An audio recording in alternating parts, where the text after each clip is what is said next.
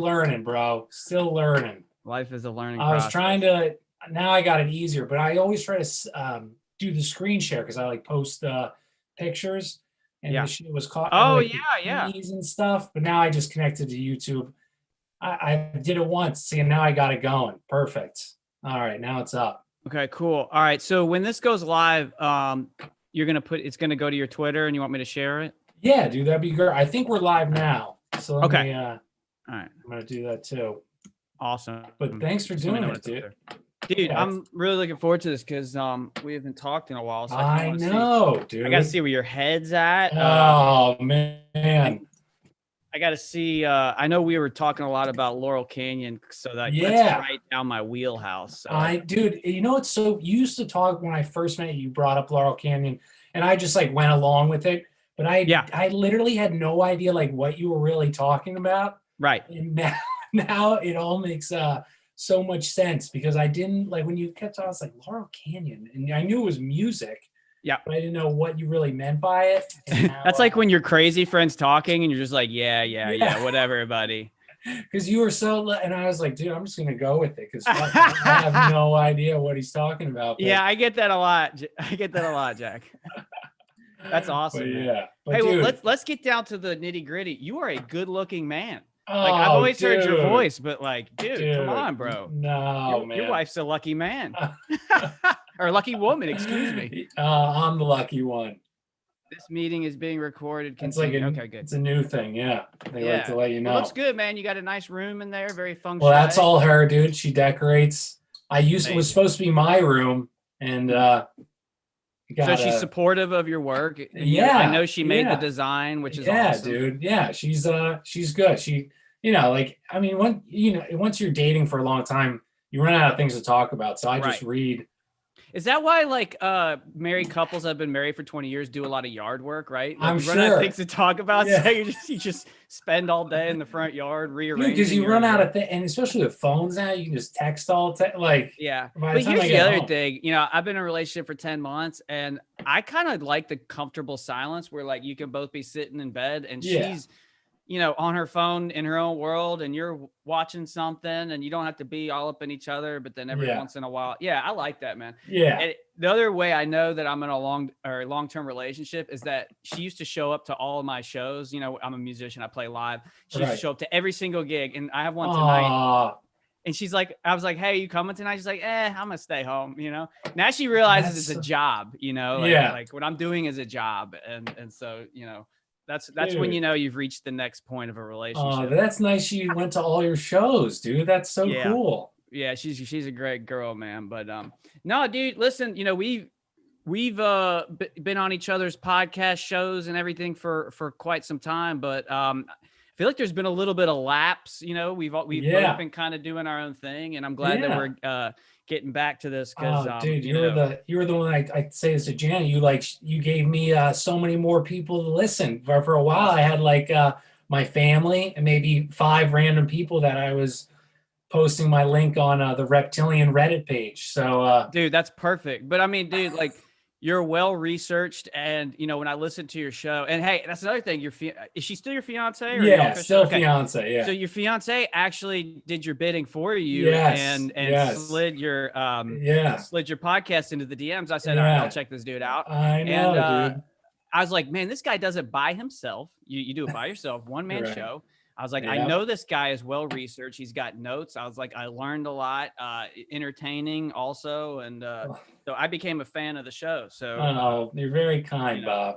Everybody needs a boost. And then I'm sure you're going to start boosting people too that you like. So, lifting. Dude, it is a nice like community. That is like, I was never like in the internet, but you really do meet like a lot of awesome, super smart people, especially in this world, whether they're like right or wrong, but they make like connections that that are like pretty impressive that they were able to, sometimes they might look like that meme with Always Sunny with all the with all the stuff in the background. but still though, they're like really intelligent people in this this like truther or alt the thing about it is like in our community is like we're not afraid to be wrong or to say like, hey, I need to pivot a little bit. I think there might be I smell, I smell red flags over here. You know, let's go in a different direction. I respect people like that. You know? Yeah, dude. I think, Yeah. and I mean, I think that leads in like I was caught. I mean, I'm not that like I was full into it, but all the Mhm. events, it's just, and I know we were talking before about Laurel Canyon. And Mhm. for everyone, Bob was the first one who brought me onto that. I was just telling him before we were on that I had no idea Mhm. what he was talking about, but how the music industry of the 60s was just co-opted, whether Yes. or created, right? Yes, I believe that the entire anti-war, you know, what do you call it, whatever you call it, hippie movement of the Right. 70s was orchestrated. Right. And, you know, was basically a CIA orchestration. And the whole thing was they controlled both sides of the aisle. And that was the design. But the other part of the design is to dilute the anti-war movement, right? Is that Right. you build up the anti-war movement, then you dilute it. And then even to this day, what are hippies known as? Anti-war hippies, right? Like deadbeats, Right. drug addicts, right? Like they're when they're mocked on television, like the whole Cheech and Chong type thing, right? They're brain dead. All they do is smoke, do drugs. Peace, man, right? They're like Yeah. caricatures, right? Almost of Right. human beings. And that's why I think their movement was successful, is because they took anybody that was anti-war and they labeled them as drug-induced brain dead hippies, Right. rather Right. than people that are actually smart, had opinions. And that's what I think. And I said this about a year ago with Q. I said, be careful with this, because it seems very similar to what they did with the hippie movement, where they control, you know, the COINTELPRO is a real thing, Right. where they control both sides and then they weaponize it. So January 6th was very eye-opening for me, because they took the QAnon supporters movement and they made it all about QAnon, right? Right. That they weaponized it on that They day, did. just like they did with the hippies.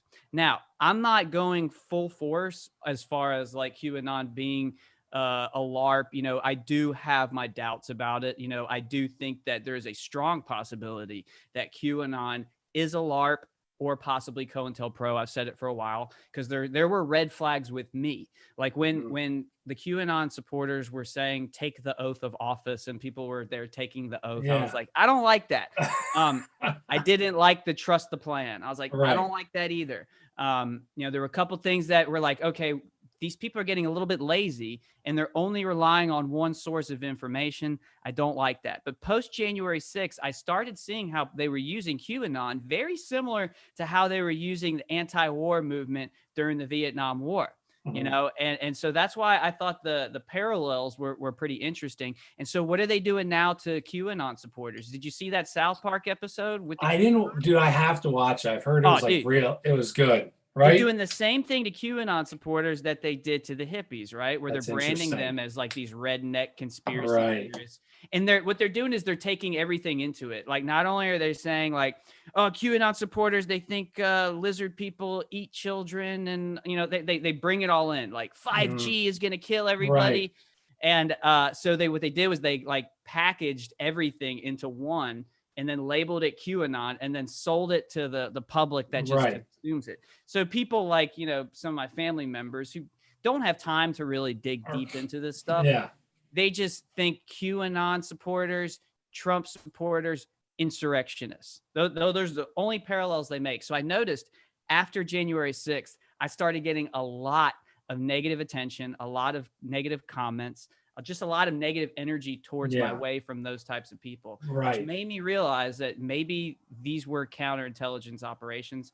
I don't know for sure, but it's a possibility that we need to think about. Dude, and it's so like that book, the book, it's what Laurel Canyon, what weird scenes Weird inside. scenes. Yeah. Mm-hmm. Right. I mean, it may open my eyes to so much, because all those guys, they were military intelligence kids, and they didn't believe at all what they promoted or the ideal behind what they promoted. Right. And that goes like, it makes you think even now, like they've only improved their ability to send, props out. Like how many of the people that and celebrities have only gained more power than they Mm-hmm. have now. Like you saw Mark Ruffalo, like I was surprised because Mark Ruffalo tweeted about like calling it genocide, and I was like, wow, I'm surprised he was able to get away with that. And then 2 days later, he has to Oh, did he apologize. backtrack? Yeah, See he John apologized. Cena like apologize? Exactly, dude. Like these people are so Yeah. not there, and that's why I think that movement, like looking at it, even if it started with like good intentions and Right. like you said, it was at some point or from whenever, like they knew what they were doing. They brought because they brought all these people in, and now it's even fractured this.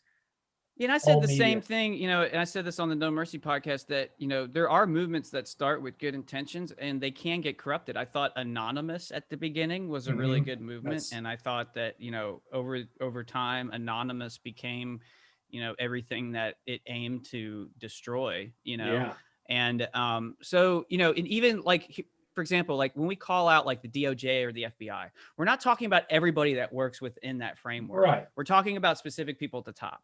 So even if you still believe that QAnon is military intelligence close to the White House, you don't think that there are people placed within that movement that are designed to destroy the movement from within. So you have to think about certain players within that movement that may have been in there and designed to destroy something. So, these are hard conversations to have. These are very hard conversations to have, but they're conversations that need to be had, which is why, Laurel Canyon is such a good topic. And I kind of want to focus on Jim Morrison because I know in the book they did a lot, right? Yeah. So one of the things that was interesting to me, so we talk about false flags a lot, right? And just tell me if I'm factually incorrect on all this. Yeah, I'm pulling on my notes, but you're good. Yeah, Jim Morrison's dad, and I don't know his exact title, was a high-level naval officer, I believe, on the Gulf of Tonkin. I think Admiral, but Admiral on the Gulf of Tonkin, which was the false flag that led us into the Vietnam War. Okay, right. So you have one element of somebody that is in charge of leading us into the war, and then lo and behold, out of nowhere, non-musically trained Jim Morrison becomes the poster child of the anti-war movement. At the same time, father was on the Gulf of Tonkin, son just ends up on the strip and becomes a member of a band with honestly like zero, little to none music knowledge. And from a musician standpoint, one of the biggest complaints about the Doors from musicians is that they're not very talented. The drummer's not talented. They call Jim Morrison like a elementary level poet. Like this is what I hear all the time. I like the Doors music, but as far as like when you really like break it down, like it's not extremely good quality. So how about the other bands? Because that's what they keep bringing up, like or Buffalo Springfield or Crosby, Stills, Nash, like all those guys they say were like horrible. Can you hear, or is it the live version that you hear there? So here's the thing: Crosby, Stills, Nash was one of my favorite bands. They're extremely gifted. Okay. So whatever they did to that group, I mean, listen, even if they are COINTELPRO, like, hey, good job. Like you're unbelievable at your instrument. The 4-part harmonies, the guitar playing is second to none. But I do know that David Crosby is comes from the Van Cortlandt family. Yes, so good memory, dude. Yeah, impressed. I'm trying to like dig this stuff up. It's been a minute. That's very impressive. And you have to understand, this is soul crushing when I read this I stuff. bet, dude. I bet. Well, my dad's like, that's where he grew up in that time. So he's going to be so disappointed when he hears all these. Yeah, you almost might want to put like a disclaimer on this. Like if you're a fan of classic rock, just a warning, you may be upset. I think what was wild, what they brought up, which was such a good point. It's McGowan. I can't remember the guys who wrote the book, but how he said that like these bands, they were viewed as like, the anti-mainstream but yet they were promoted by the radio or by the TV, who's owned, by they're I'm sure a lot of these bands went to entertain the troops, I'm sure they were doing that kind of stuff. Yeah, I think they did do they played at like a military academy. I forget which ones, but they're not alts, because if they were ulterior, they wouldn't have made it huge. They wouldn't have been on TV shows. Like there was one, I don't know which show it was, but a famous, like a TV nightly show.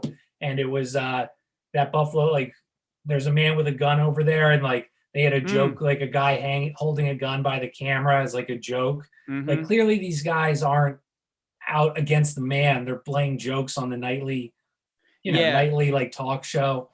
it's the same thing with stuff like Rage Against the Machine, and people, you know, like you read their lyrics and you're like, yeah, you know, like screw the system, man, the machine, like all this stuff, like, and then you realize that they're a part of that same system and they're lifted up by that same system, you know, and now they're like vocal advocates for like borderline like socialist policies. I mean, the guy's wearing Che Guevara shirts as if he's some type of revolutionary. I mean, I guess he is in some respects, but like you just have to like look at some of these people and you're like, okay, you know, like the big joke is Rage Against the Machine is really rage on behalf of the machine, you know?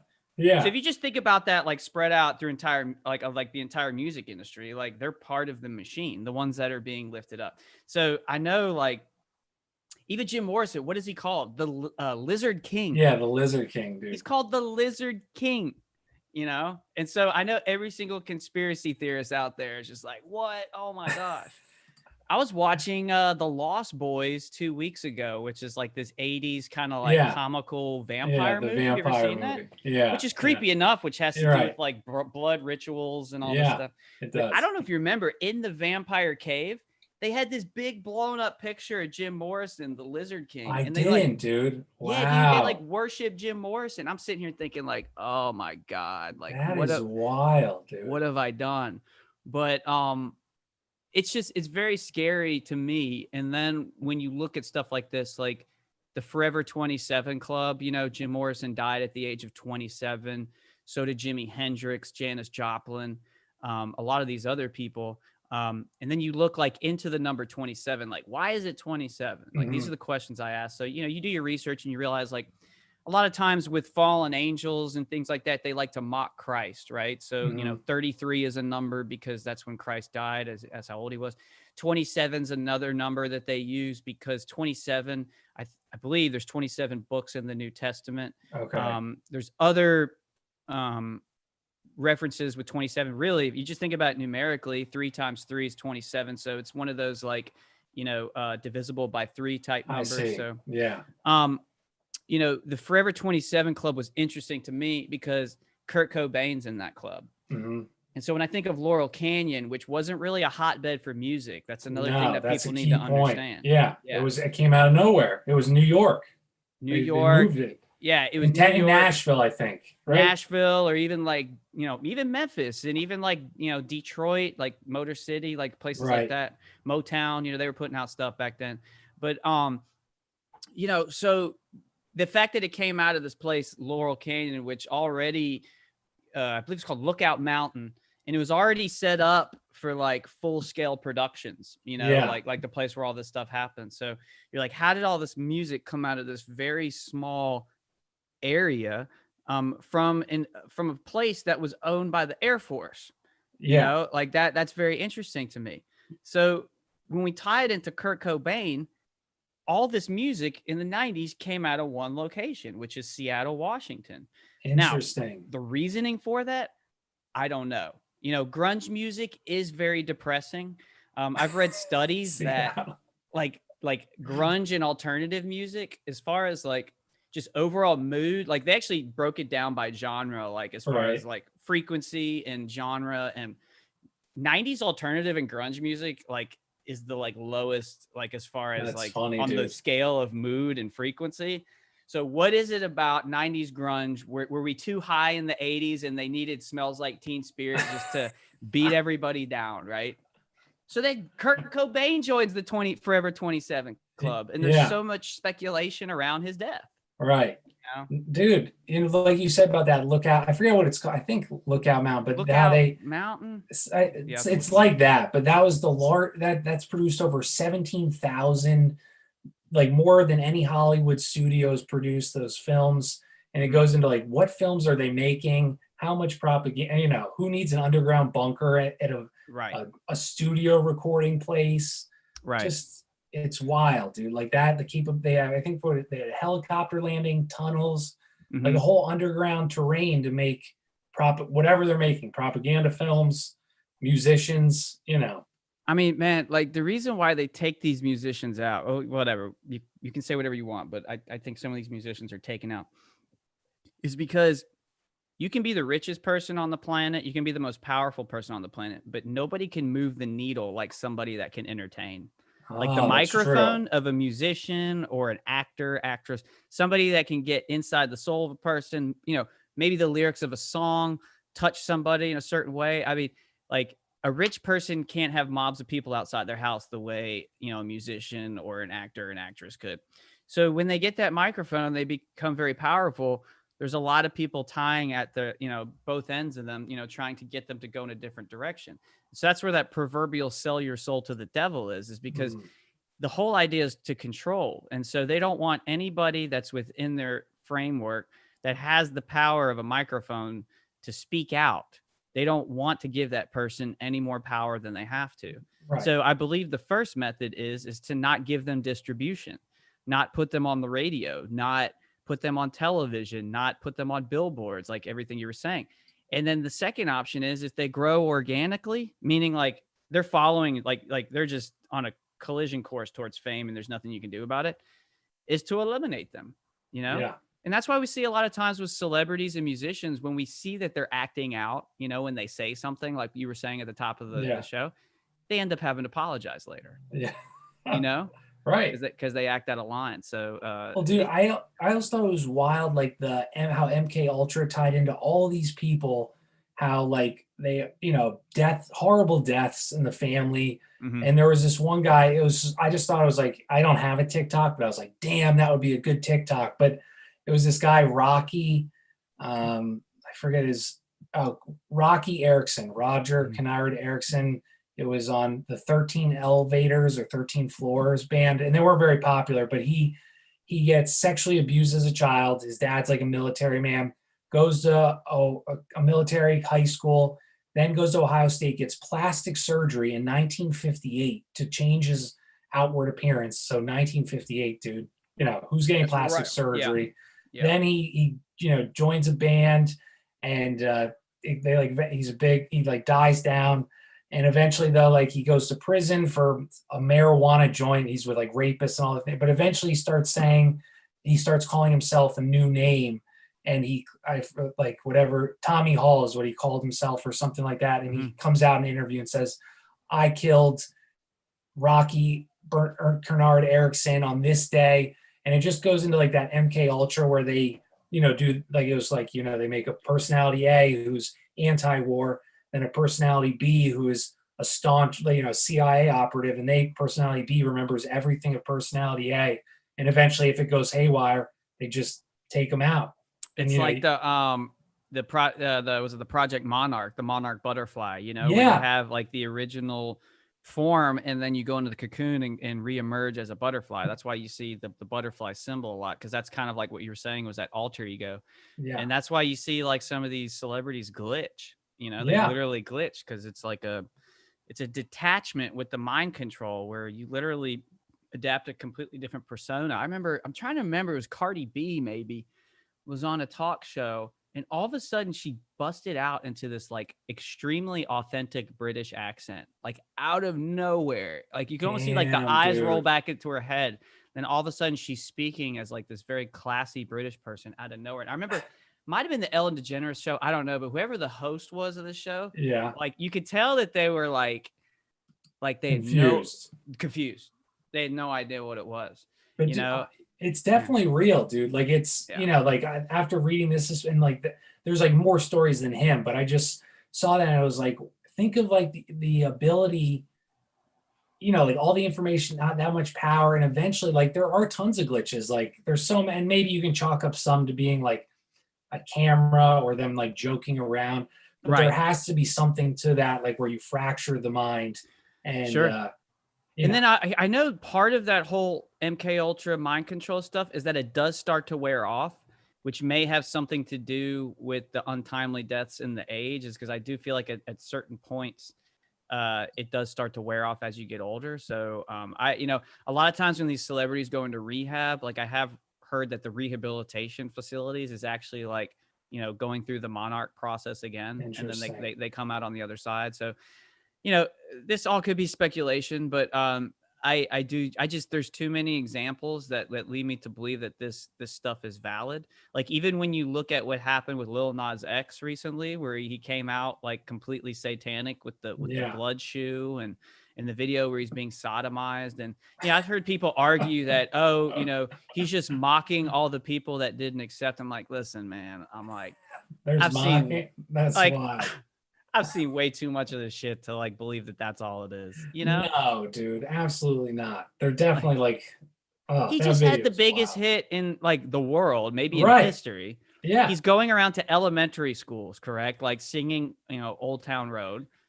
His following is probably 85% kids under the age of 20, right? Dude. And then he goes and does this video where he's being sodomized by the devil and he's selling a 666 shoe with drops of actual blood in it. Okay? Dude, the Satanic Panic, we were laughing at them. Even Harry Potter, the mom's like, that's the, and now, dude, they were so right. The levels that it's gone down to through music and entertainment is like insane. It's insane. Yeah. And it's the easiest way, in my opinion, to change the public's perception about things, or, whatever you want to do. If you want to subvert the public, if you want to, I guess subvert's the best way, but, if you wanted to just kind of destroy the morale, if the goal is to invert society, is to, create a Luciferian agenda, to flip everything upside down, then you do it through entertainment. And the other argument is that part of their whole overarching philosophy is that they have to expose what they're doing, correct, in order to have like the karmatic energy, I don't know if that's the right word, taken off their shoulders. As part of the thing is that they have to actually expose it, which is why you see a lot of the subliminal stuff. Yeah. So. But dude, it goes young, our kid, like I mean, I don't have any children yet. I know you don't, but like I have no idea what I'm gonna do. Like I guess we're gonna raise them Amish because I have no idea what to do, dude. Like it is. You teach them to see it enough of it, yeah. I thought about that, like hey, maybe the Amish have something going. By the way, maybe they have something going. Live off the grid. That's fine. The other thing is like this, like if I'm. It's so funny because I'll watch movies with my girlfriend and like I'll start talking and she'll be like, "Can we please just enjoy one movie without you pointing out shit?" Oh, like God, I was watching some Jim Carrey movie. It's like Lemony Snicket, I don't know, something. Yeah, Lemony Snicket. Yeah. He's like basically trying to like abduct these kids the whole movie. That's so true, dude. Following them around and shit. Yeah. Like the whole movie. And he marries the kid. He marries the kid at the end. Yeah. And then, dude, I'm just sitting here like, and the brother, like, spoiler alert. Sorry. Whatever. I go watch it. You can still watch it.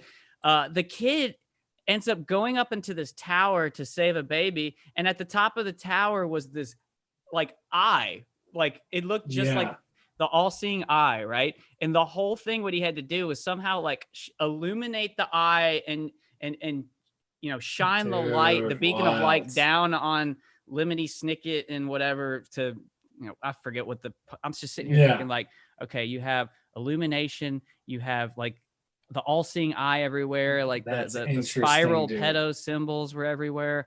Like just read the plot of that movie. And I'm sitting here thinking like, I can't enjoy movies anymore. I was watching Cars 2.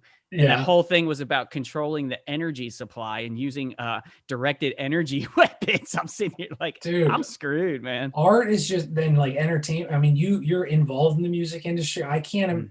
It makes me like think like, is every famous person like compromise, like based on how famous you want to be? Like maybe that's what you have. You have to meet somebody.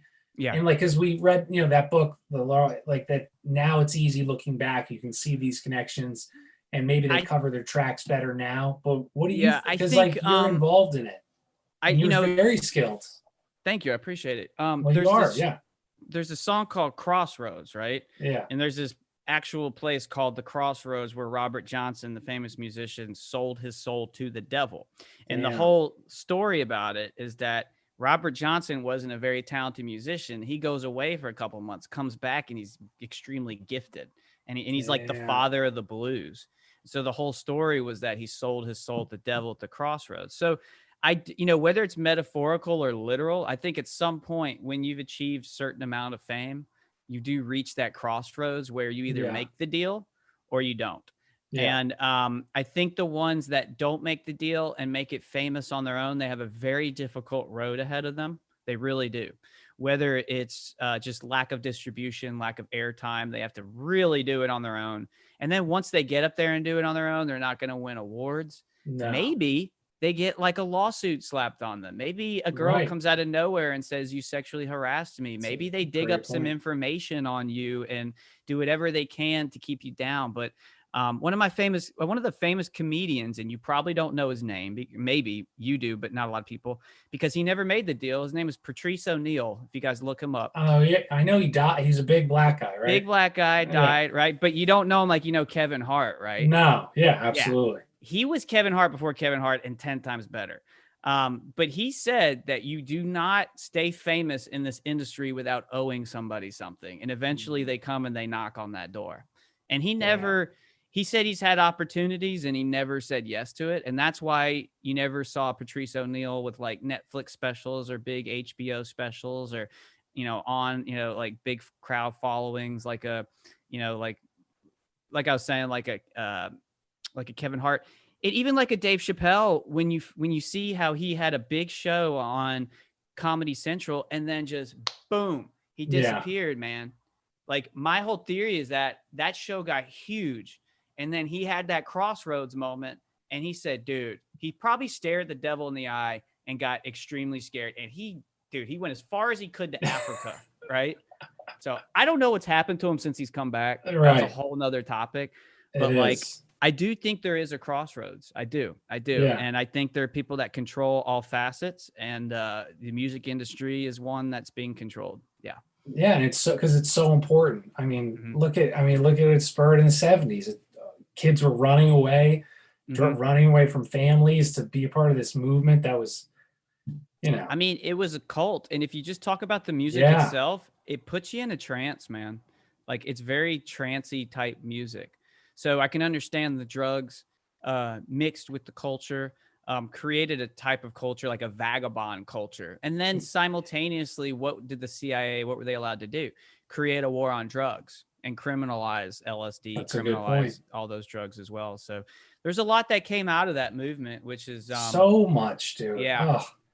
And just like you said, cults. I mean, look at all the cults that were obviously, or even like in that Laurel Canyon, the drugs part, who like acid, you can easily grow mushrooms, that's like an easy thing to do. But to make acid is you need to be like a scientist. And the guys that were making it, most of them worked in they discovered it. I think, I forget where it was discovered, but, obviously it's being made by somebody who has.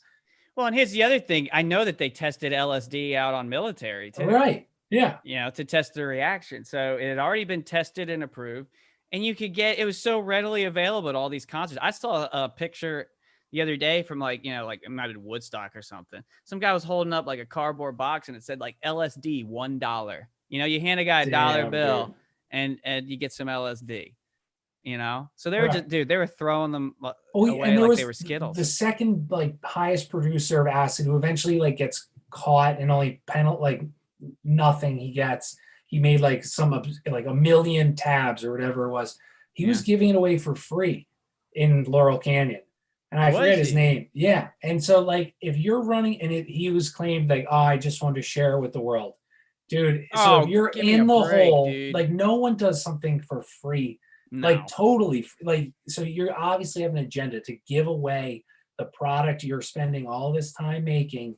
It's just, it makes you, and we all know the drugs is a CIA, dude, bring it in, but that's why I did a poll on Twitter. I said, which war did the United States take the biggest loss in? And I said, the war on terror, the war on drugs, or, the war or Vietnam, and realistically, it's you can argue that the biggest loss was the war on drugs, but when you really look into it, they were kind of fighting each other, right? They once again, they were controlling both sides of that. So it was a win and it was a loss because, they did what they needed to do in the sense that they criminalized all these drugs, but it's a loss in a sense that like you're never going to be able to fully win a war against something like you said that can be homegrown in your backyard. Yeah. So, but yeah, I mean, as far as giving it away for free and the good of humanity, like I don't buy that for a second. Yeah, dude, it's just. But here's another interesting fact about the Jim Morrison thing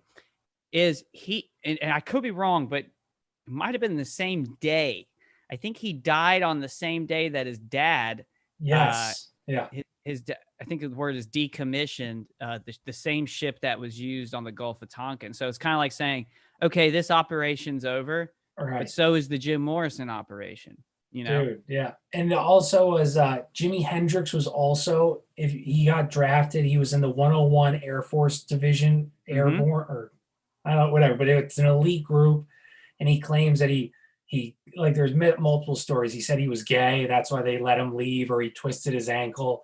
Right. But like he made this elite division. You don't just let people, he was court ordered to the military. So that doesn't, and that was another thing they brought up. Like all these people, they're prime age for the draft. None of them get drafted. And when they would be asked questions, they'd say things like, oh, I faked being gay or whatever. So if it was that easy, dude, thousands of other men would have done, like, there was a reason why they weren't drafted. Yeah, dude, that's actually a really good point.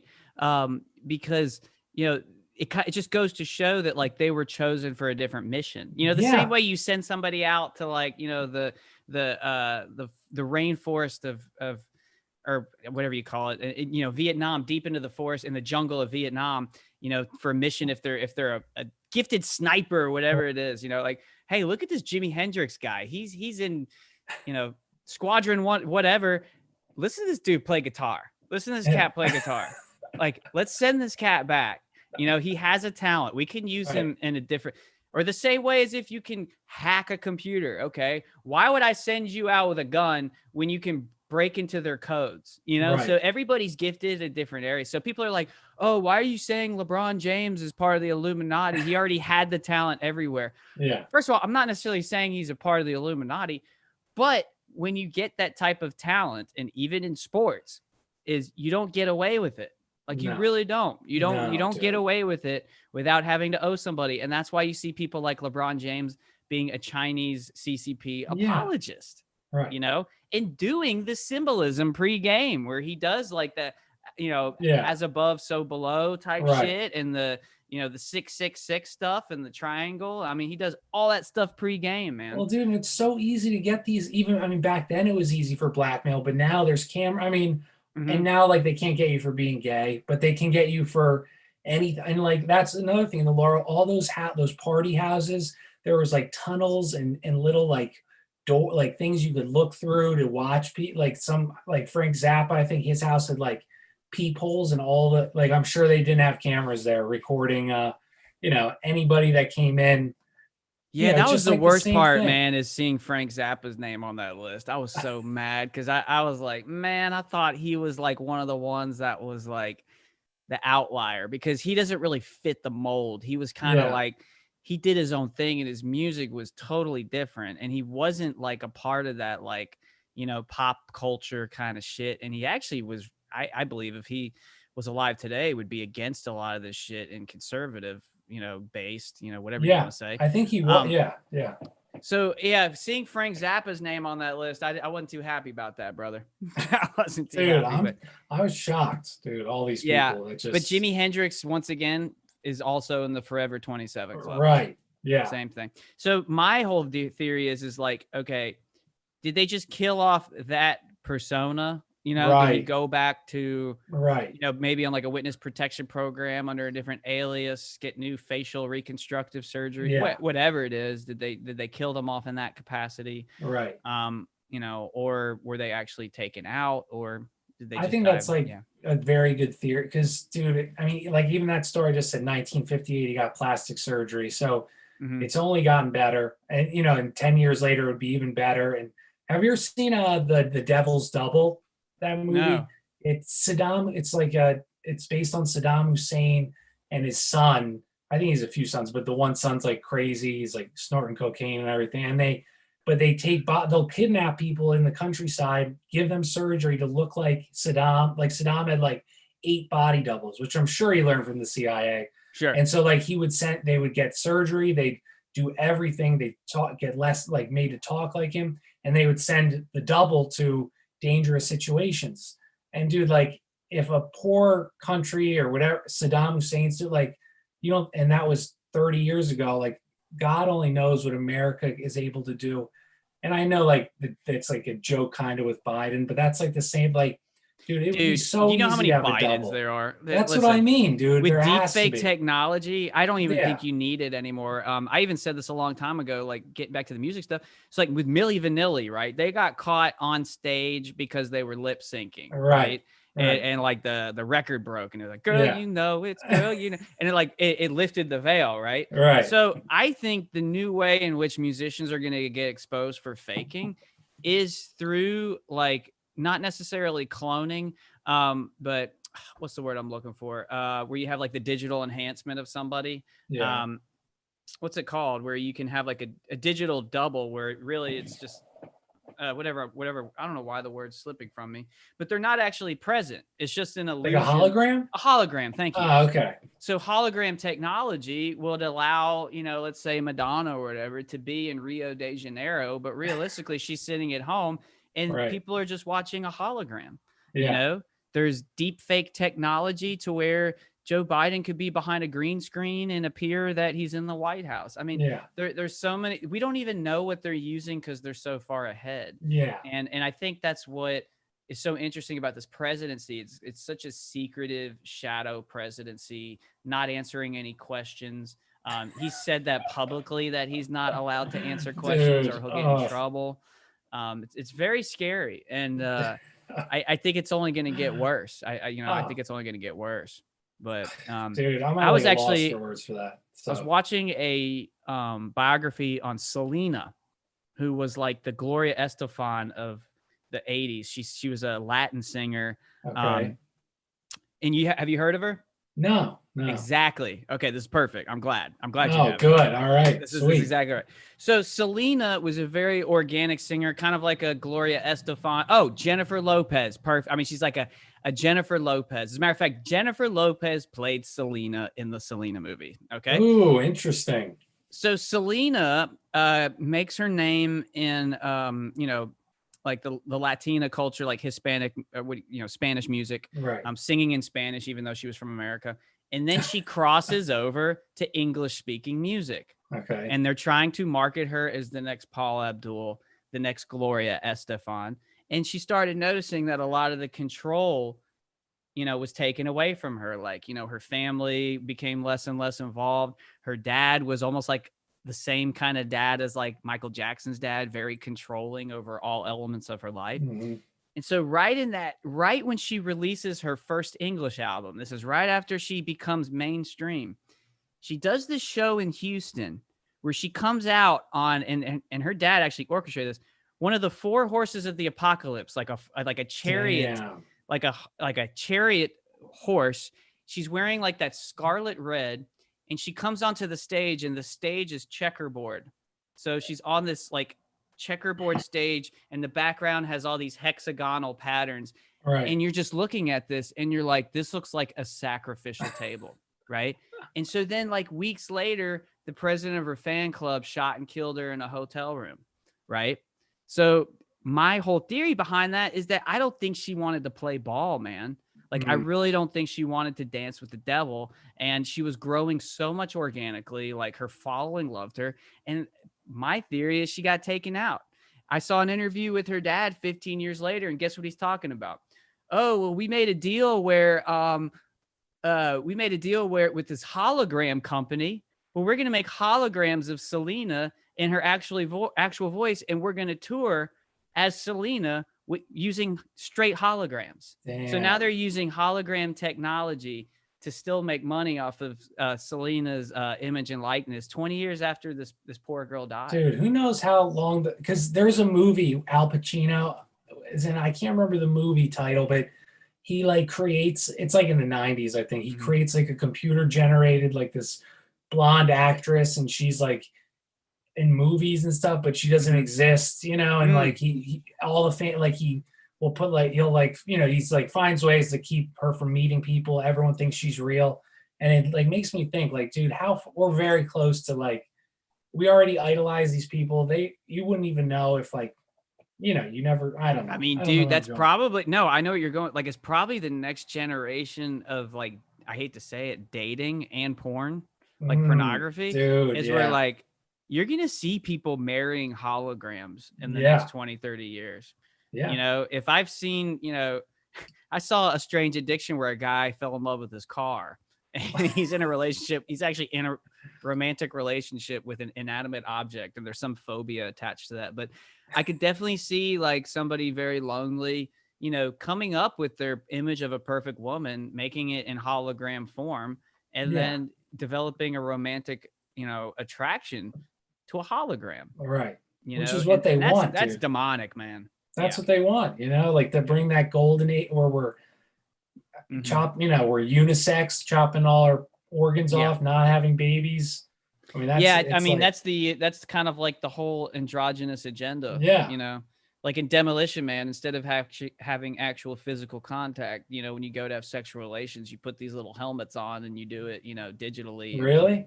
Oh yeah. Like it was a futuristic society in which like, it's strange because, you know, with this whole coronavirus, you're noticing that people are afraid to touch and interact with each other, right? Dude. Yeah. The new conversation now is, are you fully vaccinated? I am too. Okay. Hey, nice to meet you. Shake hands. But if I say no, then it's like, all right, maybe we'll do like one of these where we don't touch. Well, that's what they do in Demolition Man.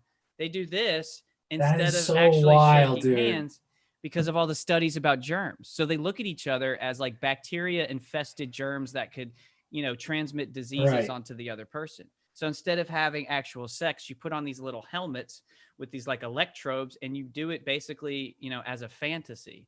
That's how you have sexual intercourse. And I believe babies were all in vitro at that time. So there was no physical. Yeah. It makes sense. Like I saw like this video is like porn usage for teenage kid, like traffic goes up like 40% after like 4 o'clock with school. And it leads to all these sexual issues like ED and all these things. And then the kids, like they look up like horrible, like, you know, like rape things and all this stuff. Like, dude, it's just leading, like what's going to happen to that 14-year-old kid in 5 years? Or will he ever even go out to have sex? He'll get rejected and it's much easier to, you know, I know that took a weird spin. We're talking. No, it's not a weird spin but yeah.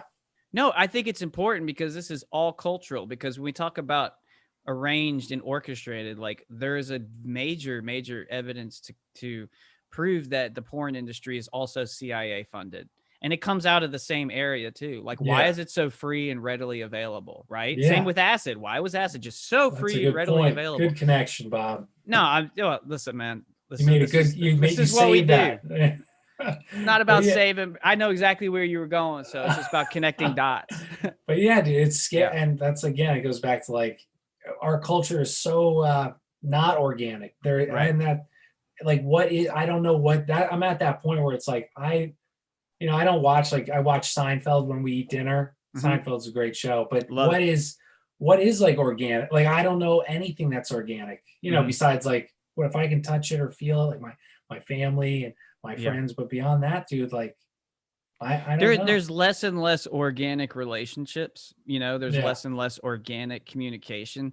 I mean, the fact that I took a college course called interpersonal communication, and I was thinking to myself, like, there's going to come a time in which, like, remember when we were kids, or even just if you're in college or whatever now, you take a computer class where you go into a computer lab, right? And you learn about computers. There's going to come a time where it's going to be completely flip-flopped, where everything is computer based, and you take a class where you go in and you have to sit in front of each other face to face and learn how to fucking communicate face to face. Dude, I bet you're right, dude. I didn't even, oh my God. I wonder if they still have but I also had an interpersonal communications class, and it was the worst class I've ever had in my life. So that's why I was smiling, dude. Because I take like one class a semester, and I just took it, and it was goddamn hell. So it was such a bad class too. Maybe we're better off talking through computers. Dude. Well, that was all like virtual. Oh my, it was just horrible. But it was a bad class. Yeah. So my last, I know you gotta go soon, but UFOs.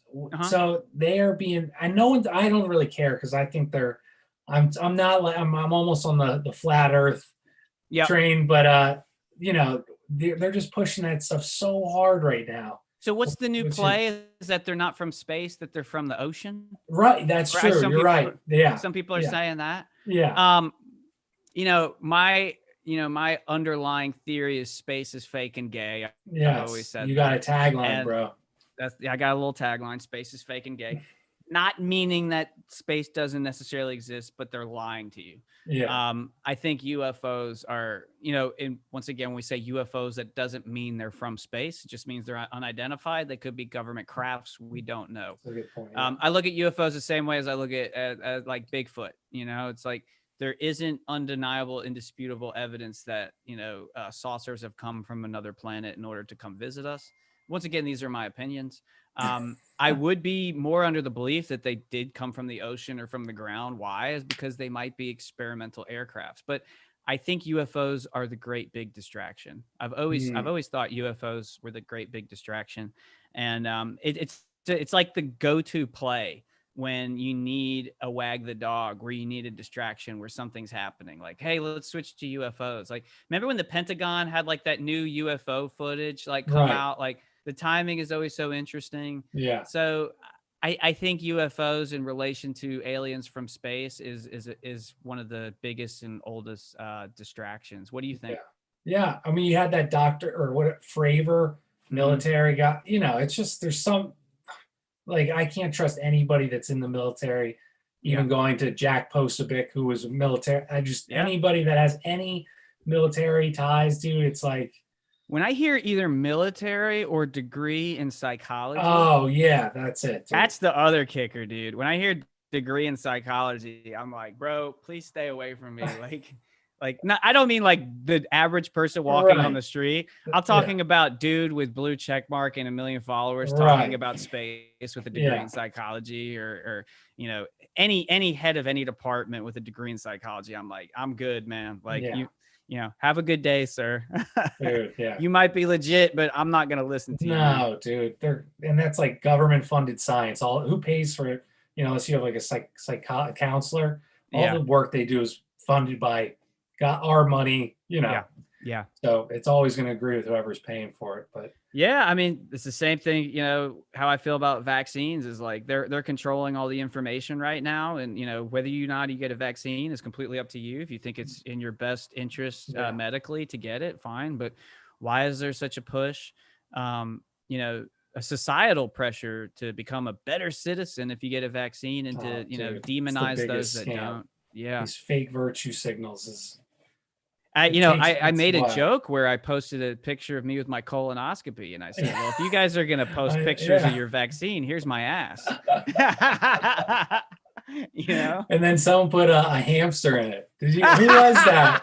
I don't know if it was that one guy who has the Office Space thing. Someone. Oh yeah.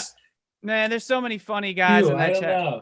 I forget who did it, but. Listen, and they're so quick on the trigger with those memes, dude. But I love my hamster, man. You know, so I guess the hamster jokes will commence. You know. Well, dude, I know you got. I'm so appreciative that you could do this, dude. I always love talking to you. You know, do you tell her everyone's following you or what's next for Bob's Lessons or? Yeah. So, you can follow me as always on Bob's Lessons, on Twitter and Bob's Lessons on Instagram. That's where I'm at right now, as well as Bob's Lessons. Oh, Bob's.Lessons. Spell out the whole thing, not period, but Bob's DOT Lessons on YouTube. Okay. Yeah, because they wouldn't let me put a period in there on the YouTube.com/Bob's.Lessons. And Bob's Lessons was already taken. It was annoying. So if you want to find you know, any of my YouTube songs and videos and stuff like that, you can catch me outside. How about that? Nice, dude. Well, Bob, thanks. Really, I appreciate it. I'll talk to you later and we'll do it again.